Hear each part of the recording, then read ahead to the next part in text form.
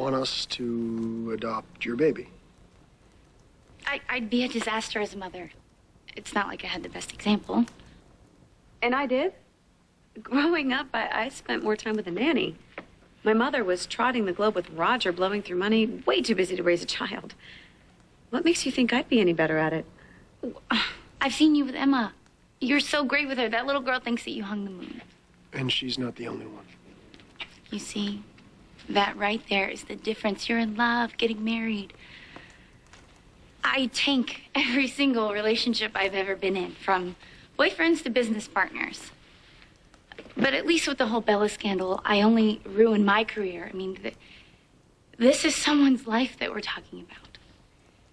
An innocent child who deserves a chance. I am not in a place to give it that. What about the baby's father? A patient needs to be heard. They need to be nurtured. And if given that chance, a patient-therapist bond can be incredibly strong. Can be as strong as love. I'm sorry. You love your patient? Well, there are many different types of love. Not all stem from attraction. There's the love a parent has for a child, or the bond between two friends. And what I have with my patients is a connection based on mutual understanding. Well, regardless of the type, if feelings are involved, then how can you as a physician hope to remain objective once that boundary's been crossed?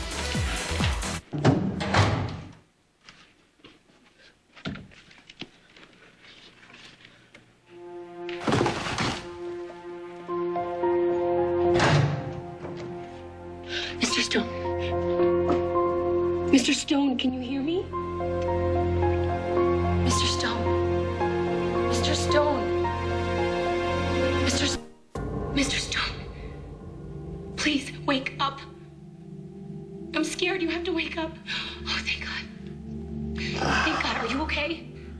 Over here in the vent. It's me. It's Annie. Annie. Oh, my God. Are you okay? Where did they take you? Hey, no. Open your eyes. Open your eyes.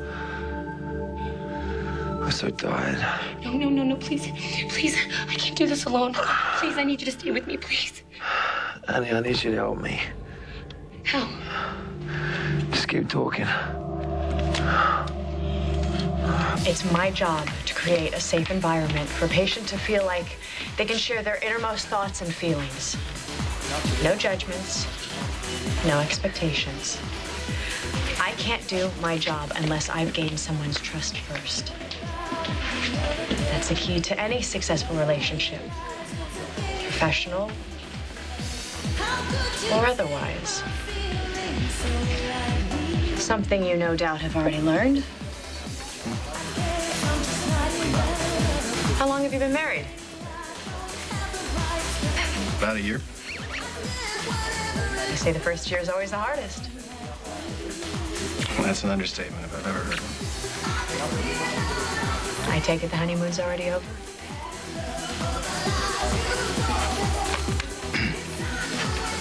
Along with the rest of the marriage. I don't even know why I wear it anymore. I'm sorry.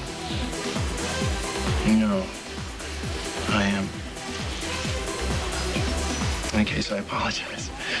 I wanted to interview you. I'm here to talk about your work, not my obvious failures as a husband. Is that how you feel? Like a failure? Not the baby? Not that it matters. I mean, he's in no position to take care of this child. You saw him at the casino opening. He was so drunk he could barely stand. Trust me, he will not fight this adoption. No, but Adam will. I mean, this is his grandchild that we're talking about here. There's no way he's going to let JR sign away a Chandler heir. It's not going to happen. He's right. Adam will fight any adoption with everything he has, tied up in court for years. Look, Adam doesn't know that I'm pregnant. It's not something you'll be able to hide for long. So I'll say someone else is the father. And you think that JR is going to go along with that? JR moved across the country to get away from Adam. He didn't want his son to grow up in that house. He was trying to give little A a normal life. And I'll show him that this little baby can have one with people who are actually in love and have a future. We never will. You sure about that? JR than a warm body. Someone to turn to when he needs to dull the pain of losing Babe. Amanda, you have to give yourself a little credit, please. You are carrying his child. That changes things. Not everything. Babe was the love of his life. They had plans and goals. And now all he's left with are the memories. I mean, how could I ever live up to that? No one expects you to. Okay, you don't get it. Babe wanted more kids. They were trying before the tornado. This child would be a constant reminder of the life that he should have with her.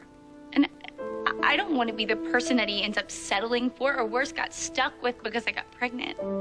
There's only one ever after to that story, and it's not happily. It's JR resenting me. We may have made this baby together, but we can't raise it that way. So please say that you'll help. Because Amanda trusts you. Based on what? It's not like I've ever had a baby before. Well, you've been around kids a lot. I mean, Spike, Emma, Ian. There's a huge difference between babysitting and actually being responsible for a tiny person's life day in and day out. I just had to take Emma to the emergency room because I wasn't watching her closely enough. Do you know how much experience I had with kids before Spike was born? Zero. None. Whatsoever. You just kind of figure it out as you go. You know, I learned a lot from my parents. I learned exactly what not to do, and I still make mistakes. You're an incredible father. No, just because I have two incredible kids, it doesn't automatically make me an incredible father. I mean, half the time I don't know what I'm doing, but I can't imagine my life without them. Are we actually considering this? Adopting a baby? I don't know. You tell me. Seriously, when you were with Aiden, you were very adamant about not having kids, so what's changed? I finally found the right guy for me. We just have to decide if we found the right child for us. Do you ever get sick of hearing about other people's problems? Not when I can help. With all due respect, I didn't ask for any. And you are off the clock. I'll make an exception. You're like a dog with a bone. You ever quit? Give up? If I had, dozens of perfectly sane criminals would be sitting in psychiatric wards instead of serving out their sentences in an 8x12 cell. Oh, it's a nice thought, but from where I sit, seems like the criminal justice system's a little like the mail. It just keeps coming. So sooner or later, people slip through the cracks all the time. No. Not the ones I treat. If a patient is faking, I will prove it. Okay. So,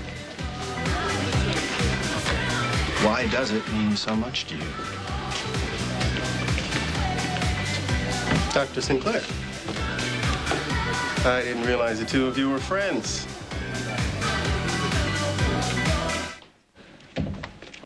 I was so worried.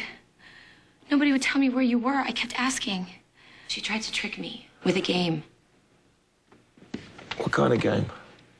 Well, it was easy at first. She would say a word, and I had to tell her what it reminded me of. But then she said stone. And she kept asking over and over.